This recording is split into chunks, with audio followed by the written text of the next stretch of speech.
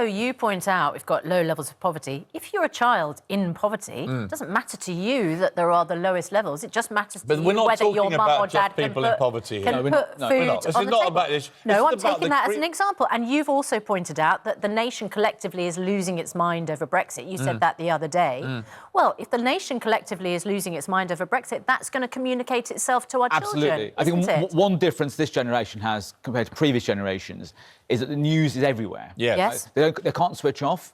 And that's there are advantages of technology. So the children, young people we speak to talk about that, being able to communicate easier to their friends. The other thing, but they also talk about they also just talk about the downsides of things. And parents say this about their children: they can't switch off, and technology follows them around. Now, Dr. Phil told me an interesting thing about this.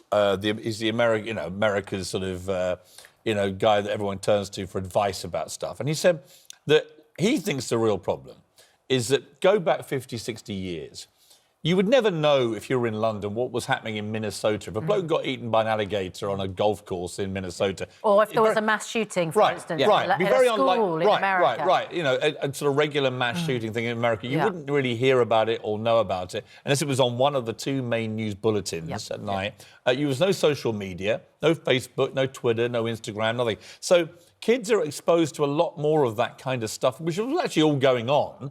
Just we didn't really know about it. We were more protected, perhaps, from the world's action.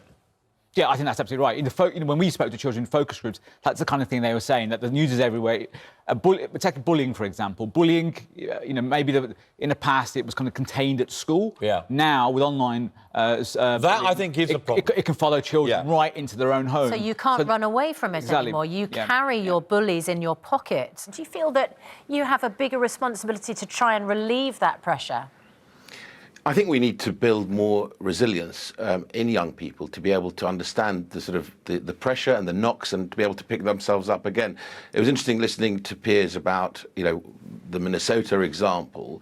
If you think about, whether it's Instagram or any of these social media platforms, people post up a few seconds of an experience that they've had, which is amazing, or what they want to share with their friends. But if you link all those few seconds together and they make a 24-hour day, to a young person looking at 24 hours of amazing things whilst their life is not quite as amazing, can add to that anxiety, which is why I think when we published the Online Harms White Paper, which actually other governments have been ringing us to say, can you send us, can we look at this Online Harms White Paper, because it's the first and world leading in many ways of its kind. It doesn't just look at online harms at the sort of extreme end of abuse, but also at the sort of softer end, which is body image and all the issues that we're talking about today, including bullying. And I think Imran's right. Bullying used to be left at the school gate, dealt with by the teacher or head teacher, and maybe parents seeing their teacher, their son's or daughter's teacher. Now it's in the pocket, which is why I'm actually putting more money, £2.8 million, to bullying charities. We teach kids at school about everything, right? Apart, it seems to me, about how to deal with life. And if these kids are exposed to all this stuff now, and they are feeling more anxious, we've got to have people in those schools, whether it's, Bear Grylls or the D-Day veterans or whoever it may be, to go in and teach them the most important thing, perspective, right? Putting life into proper perspective. And we've lost the sense of doing that. And when I say to people, we should teach them more mental strength, mental resilience, everyone goes nuts. You're not allowed to. You're not allowed to tell kids to be stronger because it implies they're weak. Well, actually, I think a lot of kids these days are encouraged to feel weak, to feel like they're victims, to feel that there's a problem, that they're anxious for a reason, rather than saying, come on, here's how you deal with life. And by the way, half the world's starving. All right, so why don't you just get a grip, and here's how we're going to show you how to do it, and here's how we're going to teach you how to get perspective. And at the same time, if you come last in the school race, you don't get a prize. We run programmes in schools where we go into schools and we help identify young people in their teens who are at risk of depression and we work with them to build resilience. Clinical depression is one thing, and that has to be taken very seriously and treated properly. And there are kids who have genuine psychological disorders. We're talking about wider than that. I'm talking about the low level of anxiety, which appears to be gripping the entire nation's youth. So we have a programme called the Blues Programme, which does exactly that. So it goes in, works with a group of children in a school to build resilience, to give them coping mechanisms, exactly, I think, along the lines that you're talking about. So we know that children and young people want this kind of help. I went to, and I want to give a big shout out to Leon Wilson of Lambeth Academy. This man is incredible because he went into a failing school, 2 failing schools, one in Lambeth, one in Fulham, where they had, I think, only 13 pupils apply when they were failing. He turned it around. He had 70% BAME students in this school. I went to have a look because we're putting a social worker in school as a pilot to see how that works. And actually, it's really interesting work. And what was interesting with Leon is that he instilled discipline and making sure kids are in on time. He lines them up and he inspects them for actually having the right uniform on and looking tidy and having a haircut.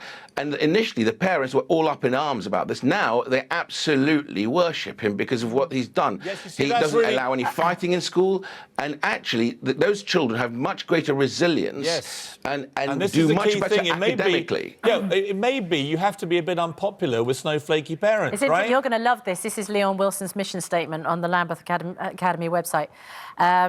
We have a relentless focus on high standards. We don't apologise for this. Even if it seems that we are strict, we are.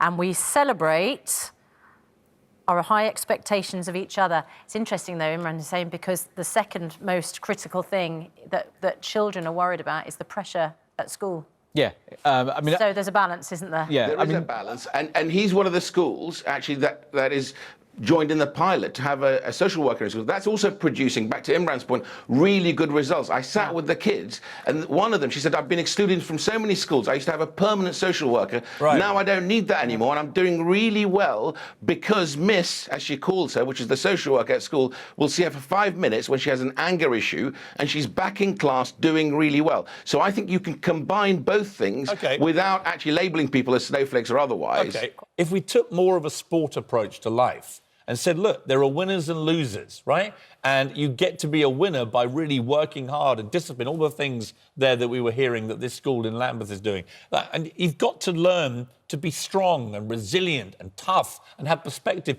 There's nothing wrong with that. There is something wrong with that. You see, here we go. If you're going to divide the world into winners and losers, then some people are going to be losers. Yes, they are. And sometimes that's not a helpful mission Suck statement. it up. No, I don't want some to. People just because are by going, your definition I'm not a winner. I don't want to be labelled a loser. There are 4 million children in this country living in poverty. Yeah. Our response to them can't be tough luck. You're losers. No. Exactly right. So we need talking about so we need a proper. But if they lose in a sports race, they're losing. So we need a proper. I mean, we need a proper response, and a big part of that response is early intervention. Right? We can't just wait until children are into crisis to help them. We need to do things early. So some of that early work is going into schools, helping to build resilience. And a lot of kids being bullied online are told they're losers, and it's a horrible experience. Yeah, but you know what? We have to toughen them up so that when they are told that, it doesn't get... Or we have to be sensitive to the fact that they're pretty unhappy about it. I mean, like, I hang around... I'm not saying... I agree, I'm not talking about all kids at all. Yeah. There are lots of kids who are tough. There are lots of kids who do sports where there are winners and losers. Yeah. So, to be honest, I think that's a bit of a red herring. What we can do to help children is for us as a society to think about how can we support them and how can we support their parents. Well, we all want the same thing, right? I've got 4 kids. Well, we all want our kids. Definitely. We all want our kids to be happy and content and confident. But it's the confidence levels, it seems to me, is what has changed over the years. These kids, for whatever reason, many kids these days feel this anxiety about normal life stuff. So it's very, very different to mental illness and depression. Those are completely different things. I'm talking about low-level anxiety. But if you don't help kids with their low-level anxiety, you will then... And it's how you tackle it. You will then get serious mental health problems down the line. I think we need to teach them perspective and the power of positive thought and mental strength. And I've been banging on about this for years, but as I've been doing that and people have ignored me, anxiety rates are going up. I'm doing the math. Piers Morgan, start doing it another way. You are a man who gets anxious in the same room as a vegan sausage roll. Not anxious, angry.